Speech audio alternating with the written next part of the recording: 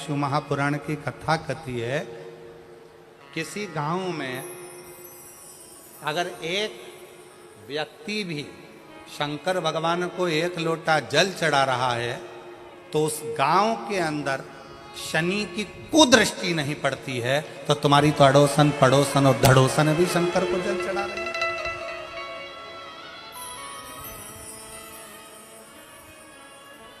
मान लो एक आध दिन तुम जल चढ़ाने नहीं जा सके, मान लो एक आध दिन तुम शंकर जी के मंदिर नहीं जा सके, मान लो एक आध दिन तुम शिव के शिवालय नहीं जा सके, एक आध दिन तुम शंकर के मंदिर नहीं जा पाए, तो तुम्हारी अड़ोसन पड़ोसन धड़ोसन कोई तो शिव के मंदिर जा रही है।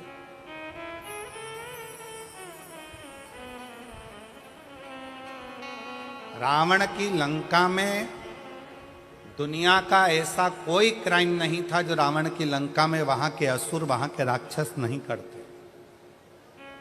क्योंकि राक्षस प्रवृत्ति है करते, असुर प्रवृत्ति है करते,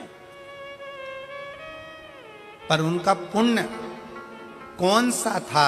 एक पुण्य उनका कौन सा था कि उनके पुण्य के कारण भगवान राम को अयोध्या से पैदल चलकर लंका तक जाना पड़ा।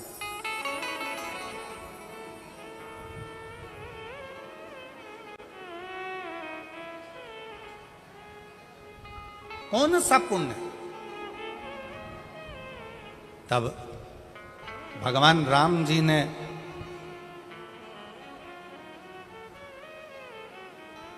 स्वयं भगवान शिव जी से पूछा, मैं नारायण भगवान विष्णु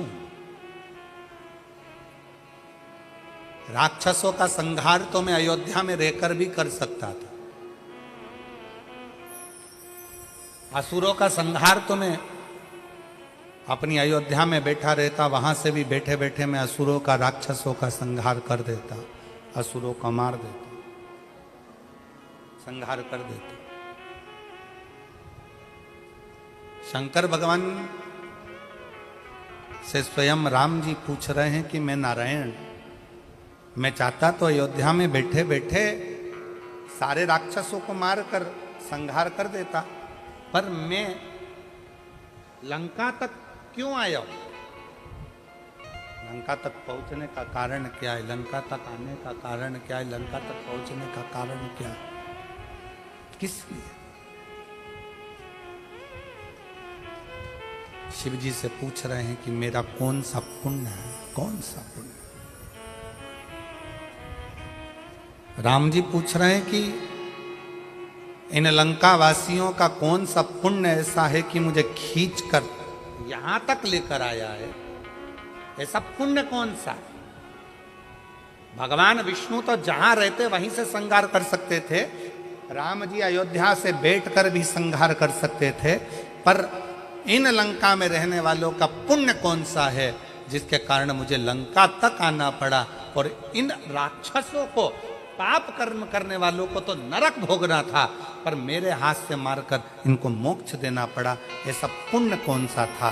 शंकर भगवान ने कहा, राम, लंका में रहने वालों का एक पुण्य प्रबल था, वो पुण्य था लंका का राजा रावण शंकर भगवान की आराधना करता था, तो जिस ब्रह्म मुहूर्त में उठकर लंका का राजा रावण शंकर भगवान को एक लोटा जल चढ़ाता था, ये सारे राक्षस उस रावण को देखकर अपने अपने घर में एक एक शंकर के शिवलिंग को जल चढ़ाते थे। उसका पुण्य तुम्हें यहां तक खींच, ये पुण्य, ये पुण्य।